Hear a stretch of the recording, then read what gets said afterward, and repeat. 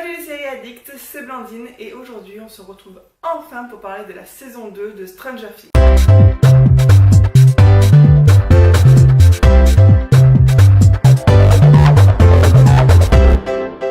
Avant de vous parler de la saison 2 de Stranger Things, je vais quand même vous parler un peu de la série. Stranger Things, c'est la série Netflix des frères Duffer qui a débarqué dans nos vies durant l'été 2016.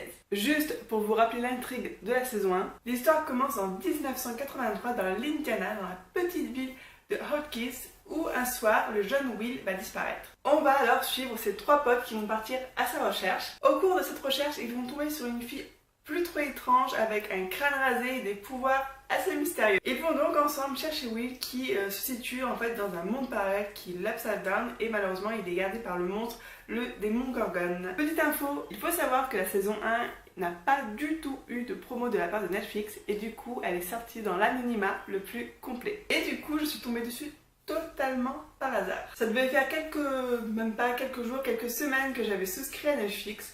Je suis tombée dessus dans les nouveautés, le speech me plaisait bien, alors je me suis dit hop là, c'est parti, on y va. Et ce qu'on peut dire, c'est que ce fut un véritable coup de cœur et une addiction. Pour être franche, et d'après mes souvenirs, il me semble que j'ai dû commencer la série dans les alentours de 17h et je n'ai tout simplement pas pu m'arrêter. Je l'ai dévoré dans la soirée, ou on va dire que je l'ai plutôt fini très tôt le matin. Et c'était la première fois qu'une série me faisait avoir un tel comportement de binge watcher. Chose que je ne suis pas, mais là, c'était juste plus fort que moi. Et je n'ai pas été la seule à trouver cette série totalement awesome. Il y a eu une sorte de raz-de-marée autour de cette série dans l'été et ce fut totalement le buzz. Forcément, après tout le bruit qu'elle a fait, la saison 2 n'allait pas sortir discrètement.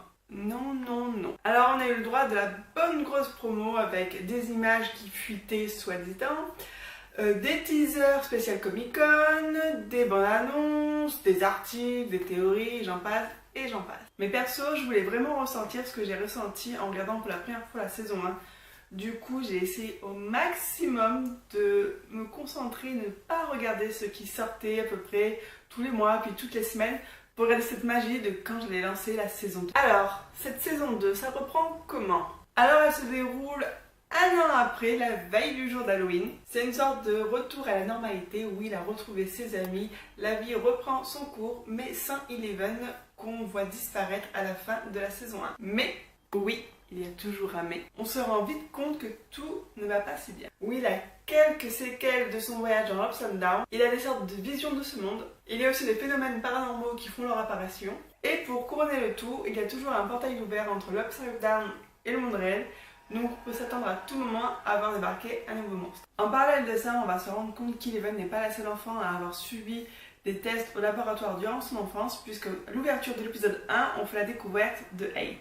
Alors, dans cette saison 2, j'ai retrouvé tout ce que j'aimais de la saison 1, à savoir le thème thriller fantastique confronté au monde réel, les clins d'œil et les références aux films cultes de la pop culture qui sont un peu la marque de fabrique de la série. On a notamment eu une référence à la saga Harry Potter, avec la connexion entre Will et le grand méchant qui nous fait notamment penser à la connexion entre Harry Potter et Voldemort. Le chant de citrouille avec l'épouvantail qui nous fait penser au film Sing. Et on a aussi une référence à la saga Jurassic Park quand Bob est dans les labos et qu'il voit les ombres des Dermodog passer derrière la porte. Demogorgon, Dog, Dermodog, merci Dustin. Après, par rapport à la saison 1, les décors et les costumes sont beaucoup mieux. Cela est sûrement dû à une augmentation du budget. Toujours dans cette idée d'upgrader, le méchant de la saison 2 est juste gigantesque et il fait passer celui de la saison 1 pour un truc juste minuscule et insignifiant qui faisait même pas peur quoi. Et on sent bien que ce grand méchant il a bien envie de se venger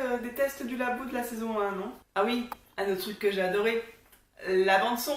Je l'adore toujours autant par rapport à la saison 1. Après bien sûr, faut aimer les musiques des années 80, notamment le rock des années 80, mais moi perso, j'adore.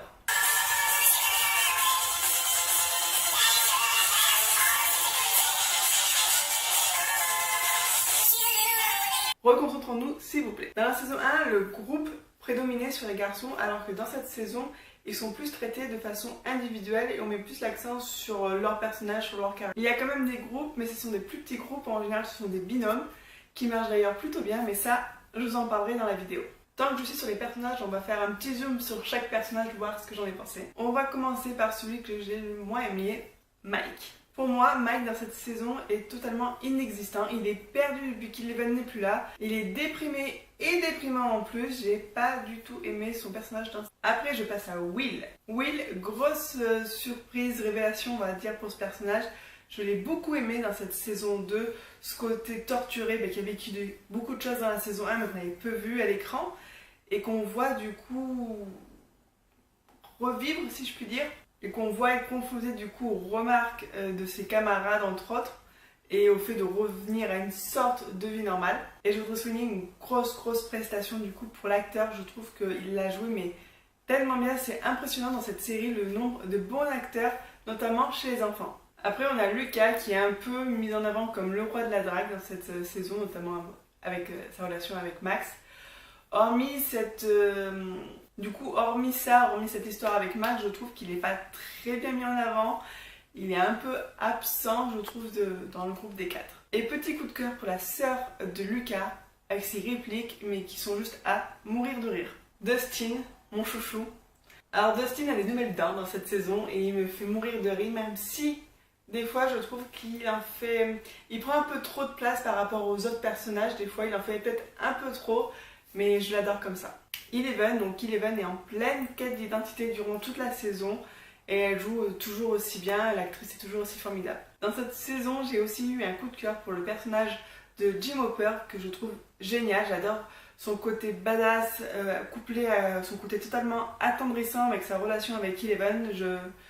Vraiment une belle découverte dans cette saison. En règle générale, dans cette saison, on se rend compte qu'il y a moins d'alchimie entre les 4 gamins et qui a plus un développement, comme je vous le disais auparavant, en binôme. Parmi tous ces binômes, j'ai eu 2 coups de cœur pour 2 couples de binômes du coup. Le premier binôme, c'est Dustin et Steve, un peu dans le style mentor, jeune padawan pour apprendre à draguer. J'ai beaucoup aimé leur relation et j'espère qu'elle va perdurer dans la saison 3 parce que ça apporte quelque chose en plus. Surtout pour Steve qui, dans la saison 1, était un peu décrit comme... le personnage un peu arrogant du lycée et que là on le retrouve vraiment touchant, donc j'espère vraiment pour ce personnage que cette relation entre Dustin et Steve du coup va durer dans la saison 3. Ensuite on a le binôme Jim Hopper Eleven, un peu à la mode Léon que j'aime bien, 2 gros caractères qui se complètent. En revanche le binôme Nancy Jonathan j'ai trouvé un peu creux, ils sont en parallèle de l'histoire principale pendant toute la saison 2. Et on les retrouve au laboratoire comme par hasard à la fin pour l'épisode final. Ça tombe un peu comme un cheveu sur la soupe. J'ai pas beaucoup aimé du coup ce développement de binôme. Oui, on va enfin parler des nouveaux personnages. On a Max, petite référence à Mad Max, notamment avec la voiture de son frère. Donc c'est la nouvelle fille de la bande qui va faire notamment tourner les têtes des garçons. Après j'ai pas grand chose à dire sur elle, je la trouve un peu... voilà. Après on a son frère Billy qui arrive un peu dans la série à la mode Danny Zuko de Grease, je sais pas si vous connaissez. J'aurais aimé plus de développement pour ce personnage. Par contre, j'ai juste adoré la scène où il drague la mère de Nancy et Mike. C'était juste mythique. Ensuite, on a Eight qu'on découvre dans la scène d'ouverture du premier épisode et dans un autre épisode après. Épisode que je n'ai pas aimé, soit dit en passant. D'un côté, on nous fait penser que ce personnage est super important pour la suite dans l'histoire. Et d'un autre côté, ce personnage n'est pas du tout développé. Et enfin, on a Bob.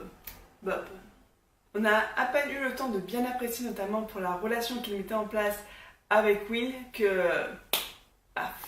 Bon, globalement, j'ai trouvé cette saison 2 aussi addictive et prenante que la saison 1. Pour preuve, comme pour la saison 1, je n'ai pas pu m'empêcher de la regarder d'une traite. Et en plus de cela, je l'ai déjà regardée 2 fois. Pour moi, c'est une saison 2 réussite, mais toutefois, il n'y a pas trop de prise de risque dans cette saison 2, mais c'est quand même réussi. En revanche, je ne trouve pas que les nouveaux personnages apportent quelque chose de plus à la série, hormis peut-être Elf, mais ça on verra par la suite.